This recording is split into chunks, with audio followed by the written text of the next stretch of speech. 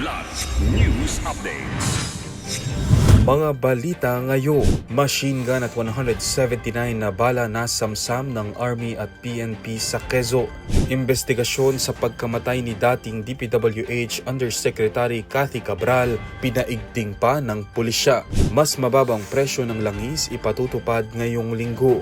Ako po si Cesar Soriano para ihatid ang mga nangungunang mga balita sa buong kapuluan. Ngayon, Nasamsam ng pinagsanib na puwersa ng Philippine Army at Philippine National Police ang isang high-powered caliber .50 machine gun at 179 na bala sa isang security operation sa Barangay Santa Elena, Lopez, Quezon noong December 21. Isinagawa ang operasyon ng 85th Infantry Battalion katuwang ang Lopez Municipal Police Station bilang bahagi ng pinaigting na kampanya laban sa mga armadong grupo sa South Luzon. Ayon sa paunang ulat, ang nasabat na armas ay iniuugnay sa NPA at sinasabing ginamit sa mga nakaraang pag-atake noong 2003. Ayon kay 2nd Infantry Division Commander Major General Ramon Zagala, patunay ang pagkakasamsam sa bisa ng tuloy-tuloy na operasyon at kooperasyon ng mga otoridad at mamamayan.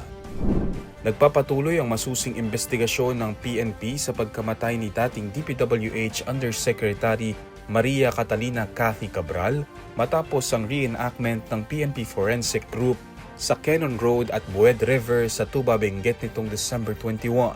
Nagsilbi rin ng NBI car ng search warrant sa hotel room sa Baguio City na kanyang tinuluyan upang makuha ang mga posibleng ebidensya.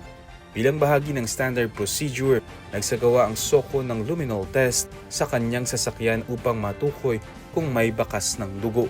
Ayon kay PNP Acting Chief Police Lieutenant General Jose Melencio Nartates Jr., layon ng investigasyon na matukoy ang tunay na nangyari, lalo't may kaugnayan si Cabral sa iniimbestigahang anomalya sa flood control projects ng DPWH. Natagpuan si Cabral na walang malay noong December 18 at kinumpirmang patay bandang 12:03 ng December 19. Bagamat lumabas sa autopsy na blunt traumatic injury dulot ng pagkahulog ang sanhi ng kamatayan at walang senyales ng foul play, iginiit ng PNP ang pangangailangang masiguro ang lahat ng ebidensya.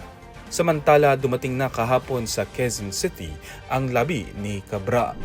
Ilang araw bago magpasko, sasalubungin ng mga motorista ang bahagyang pagbaba ng presyo ng mga produktong petrolyo.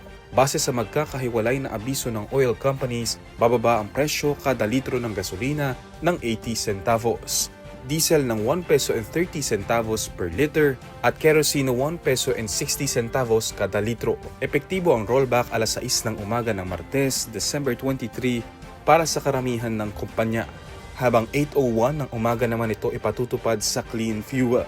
Ayon sa Department of Energy Oil Industry Management Bureau, tugma ang rollback sa kanilang projeksyon bunsod ng sapat na supply at mahinang demand sa pandaigdigang merkado. Para sa Kidlat News Channel, ako si Renzel Linon, nag-uulat. ako po si Cesar Soriano, kasama nyo sa bawat pagputo ng balita.